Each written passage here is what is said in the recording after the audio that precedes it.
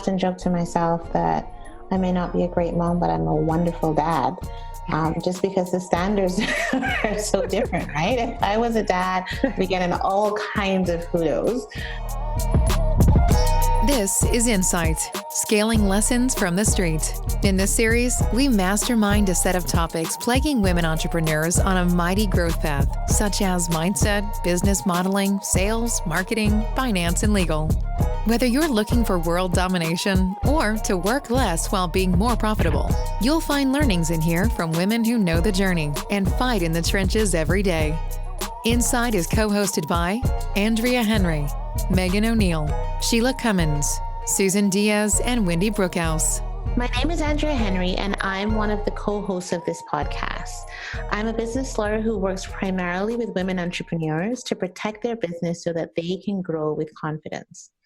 Each week, one of us will moderate a discussion around the topic of growth close to our hearts and close to our bottom lines. And this week, I would like to talk about the state of women's entrepreneurship, which is a topic that I am pretty much obsessed with, particularly why there are more and more women entrepreneurs, but we are still 3.5 times less likely to break the $1 million in revenue mark than men. I want to talk about what's stopping us. What are your insights on this? Have you found that with your clients? I'm particularly interested in the mindset piece, but I really genuinely feel we should all be millionaires. And I think entrepreneurship is the way to do it. And I'm just curious and want to be able to figure out, how do more of us make more money in our business? Yes, Wendy. So Dan Sullivan, a strategic coach, defined entrepreneurs at 3 levels, okay? The first level was replacing their job. The second one was a lifestyle entrepreneur. And the third one is where I think we fall into the growth category. And so I think that it's some just don't have that ambition. They never meant to. They just didn't like the environment they're in. And I'm just replacing my paycheck in one way or another.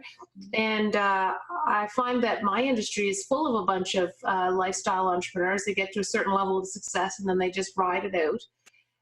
So I think it's a mindset piece to go what you're saying is it and what their end goal is.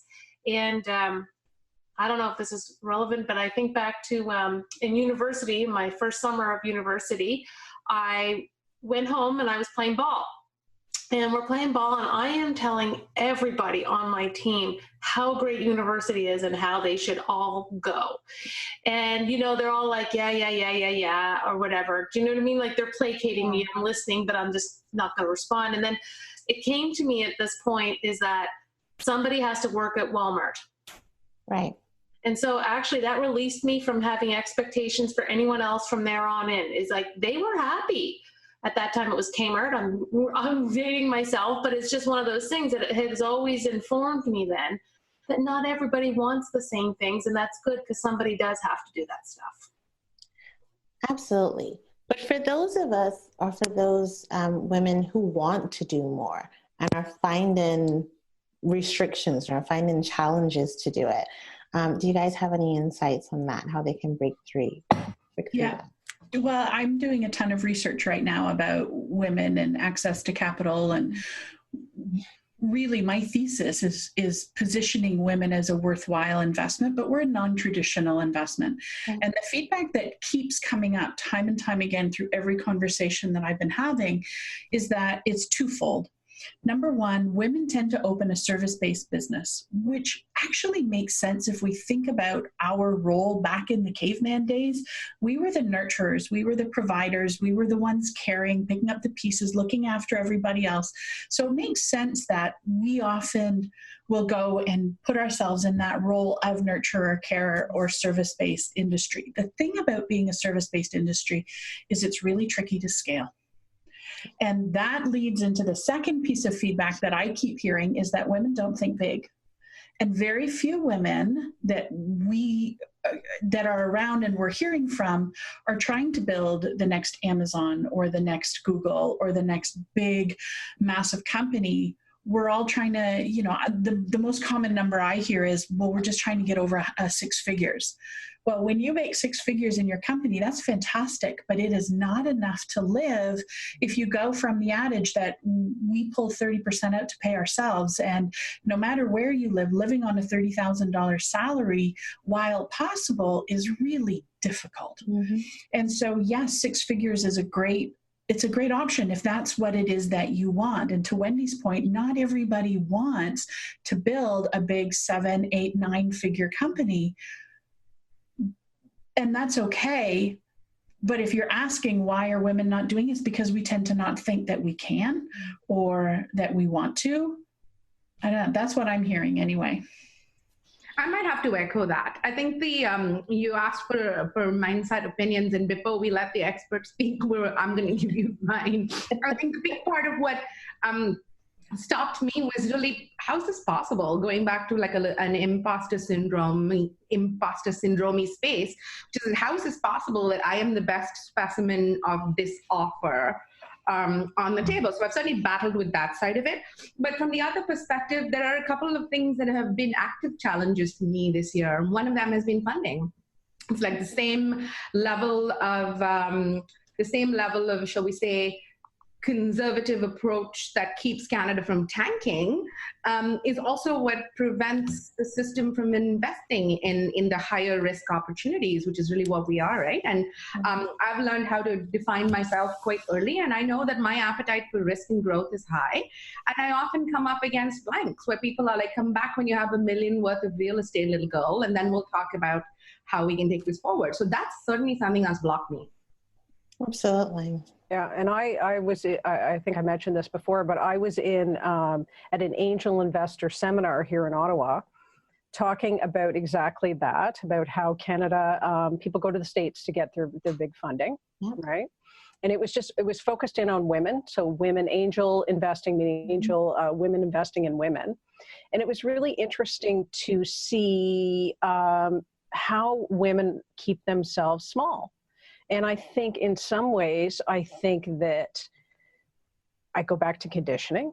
I mean, I can speak for myself. I know, Wendy, your mom was a great influence on you, but I saw my father, who was a serial entrepreneur, a real estate developer, a lawyer. I saw all the men in my life who were aiming for big, that they were the ones who were seeking the money, and they got the money, they got the investment. I didn't see a lot of role models. I didn't see a lot of female role models. And that was sort of what the angel investors were trying to change. Right. But what they did say is that women investing in women companies, that we were risk adverse, that we're afraid of losing money. So they started out by saying, there's a great possibility you could lose the money if you invest. So let's start out at $10,000. But I do think it goes back to, I think we have old beliefs about what power means. So if you are, say, for example, say you reach that 7-figure level, I think that we still are creating the new beliefs for ourselves of what that means. What does it mean to be powerful? Because we're seeing it through a male prism, I think, still. Yes. That's my experience. The other thing on the VC side in particular is that they don't invest a lot in women-led companies, even if it's been proven time and again that by having at least 30% of your leadership team or your board as being female, you'll have better results. But the other interesting piece is there's a number of studies, I think it's out of Scandinavia, around how the exact same attributes could be the woman, person going in asking for money, a man. Those exact same attributes in a man will be considered very positive, that he is a go-getter, that he is whatever, and then if the woman is like, she doesn't know it, like she's too great, like she's out there. So, and stretching too far, and she's not gonna be able to do it. So it was an interesting study, and I think from my perspective, when it gets to the investing piece, there's a whole level of belief systems that is also holding us down. Yeah. But just to play devil's advocate a little bit, I hear what you're saying, and I agree with the data. Statistics don't lie. But the reality is there's less women asking. Yep. And so if there were more women asking, would those numbers simply skew? Because I do think it's shifting. I do think that though it's not fully corrected or even close, I do think we're on the right tangent. But we as women have to step in and step up and ask for what it is that we need. And I often see women playing small because they're, to your point before, they are afraid that it's actually going to work. And what is that going to cost them? And so if we can help women see that growing your business requires support and help, and the help doesn't have to just be within the business. And if we're going to do this, and if we are in a partnership, asking for what we need from our partner to be able to support us to step out on this platform is just as critical as asking for access to capital. And so I would be curious that if we asked for what it is that we needed more frequently, would those numbers change? Well, that goes back to the point that Megan was making earlier in terms of the fear of what that power means, right? If you are in a position where you now out-earn your husband significantly, what does that mean for your marriage? What does that mean for your relationship with your children? What does that mean for your relationship with other family members? And I think that unless you address those issues, you're always going to feel, or for a lot of us, it will feel uncomfortable to step into that power. Have you guys had any experience of that personally or with clients where you've seen people be able to make that shift? Yes, I have. I used to work a lot in the area of relationships, and yeah, I saw a lot of women definitely holding themselves back for fear that the dynamic in their relationship would change. And it wasn't necessarily even just with their spouse. It could be that they came from a family that maybe was more financially challenged. And so if I'm making this much money, but traditionally my family has always made this much money, then where do I fit in the tribe? And I do think we're still a little tribalistic in our thinking. You know, where do I fit in? Will I fit in with my girlfriends? Will I still be accepted?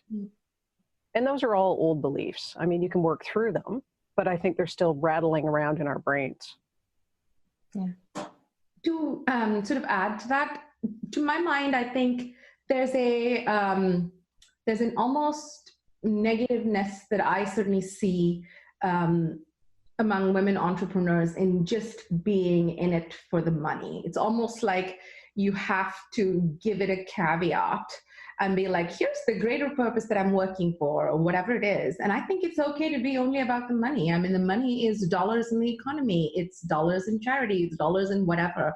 But I think there is a big hang up around that. It's like, oh, you're a woman-run business and you want to grow and be large, then how are you changing the world? Maybe I'm not. Maybe I'm just making a whole lot of money. Yeah. Here. Yeah. But I don't think it has to be one or the other. I think it can be both. And when you're in the service-based industry, you are in there to serve others, and you can make a lot of money doing it. And I think the problem is when we give away time or we give away resources at the expense of what it is that we need. That's where I think the problems arise. And you know, we talked on the last episode about mindset and imposter syndrome. And often I notice that women, once they are starting to get that success and starting to see the money come in, that they tend to give it away because they don't actually feel worthy of keeping it, or it'll come in, they spend it. It'll come in, it'll, you know, all of a sudden the car will break down, or it comes in and they end up making a big donation because we don't actually feel worthy of accepting what's around us. Yeah. There's sometimes I deal with clients who are trying to make a decision whether to run their business as a not-for-profit or a for-profit. And quite often, very few men, unless it is very clearly for charitable purposes, will say, I want a not-for-profit. And an increasing number of women, and it is a business that they can own and they can do a social good if that's important to them. But we'll start off for, well, I don't really want to make a lot of money from it. I just want to help. But it'd be nice if I made a little bit of extra money. And so part of the conversation is, it's fine. You, as Sheila was saying, you can do both. And it's not greedy and it's not, untoward to say, yes, I'm helping society, but I also want to make sure that I can provide for myself and my family and provide a legacy for myself and my family. What about, have you had any conversations, again, either personally or with clients, about division of labor in the home? So there've been all kinds of studies that even in the most progressive egalitarian couples, the women still have the lion's share of the domestic work. And even if you are in the position where you can, hire out your laundry or hire someone to come clean, women have the mental load, right? Like, when does this child have to go back to the doctor for this appointment or go for braces? Or when do we have to send, the schools with all the different theme days just drive me crazy. Any thoughts around that and how that might be holding us back, just that we have so much more to think about? Yeah. We jokingly call it blue job and pink jobs in my household. Mm-hmm. And I have luckily managed to shift a lot of pink into blue. Extremely happy. And we have some help as well. But I think it comes down to that is conditioning too. And we're also conditioned. And I'm actually not sure where it happened. And I have no children, so this is easy for me to say. But I can count on one hand the number of practices my parents came to. I can count on one hand. I can tell you it's less than two hands the number of games that they actually came to. And yet I see every person I know with children, most people I know with children are at every practice and at every game.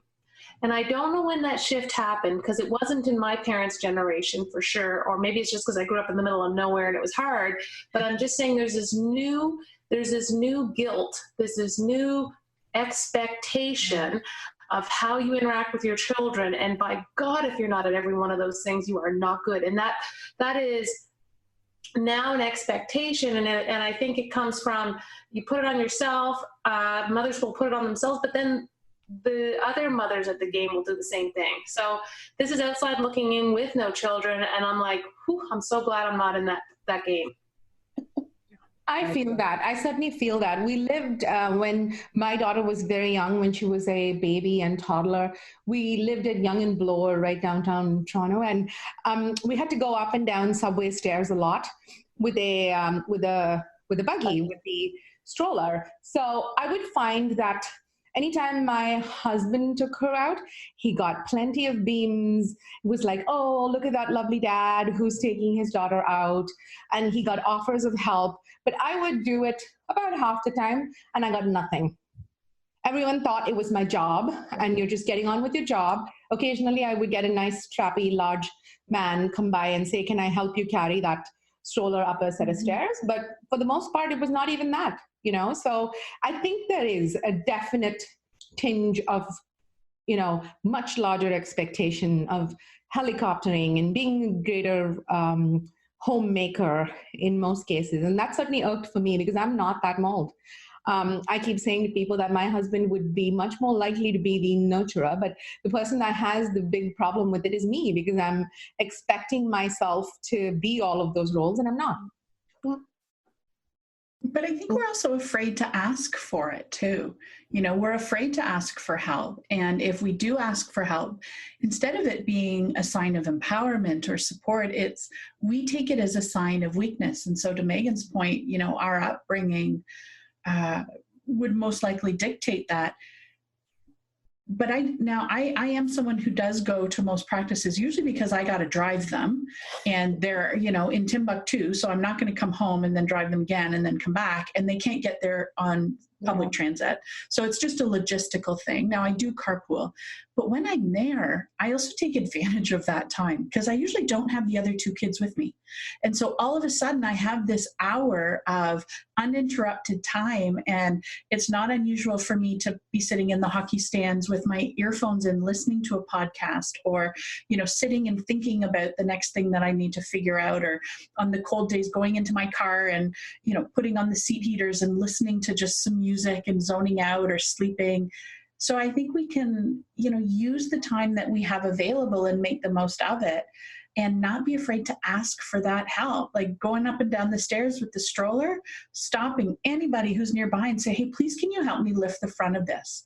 And that goes for everything in our business. Asking for help is so empowering. And, it comes through the funding, it comes through asking for help to grow. It asks, coming to ask for help with, maybe we keep coming up a barrier. We don't know how to get out of it. We need more knowledge. We need help around the house. We've got to ask and stop stop putting all that pressure on us to do more and more and more and more. And, even 40 years ago, there was less expectations on women. The role was very clearly defined. Some people were straddling two different sets of expectations of both work and at home. But we've kind of done it to ourselves in a way. Yeah. And so I think we train people how to treat us.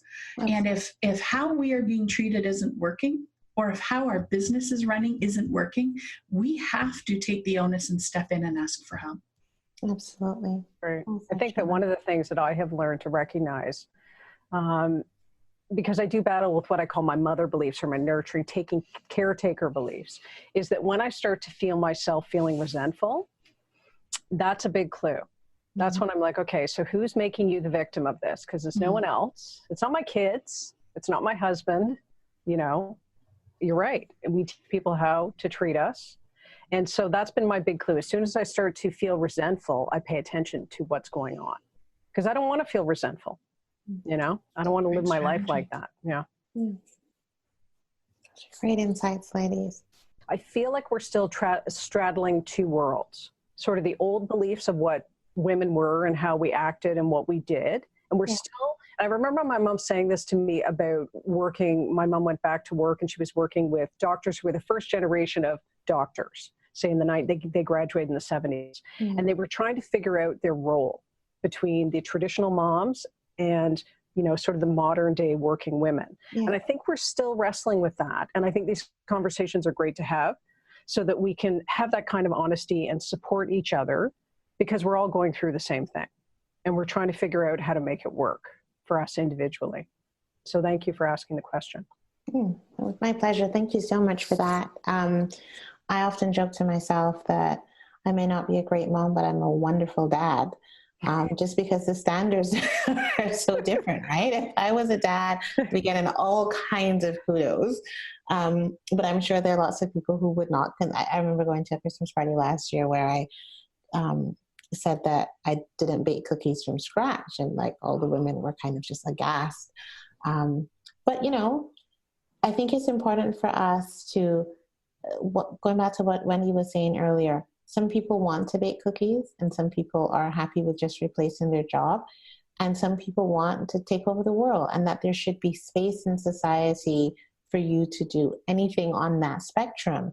Because to me, that's what feminism is about, that you have the ability to choose, and that society is set up in such a way that you can do that, and that we control our own minds to be able to do that. So thank you so much for your insight on it. I was taking notes the whole time, but yeah, we'll talk about this again, I'm sure. Thank you for listening to Insight. If you enjoyed listening, do us a solid and leave us a review. It helps keep us motivated to put our time into producing episodes of value. Thank you.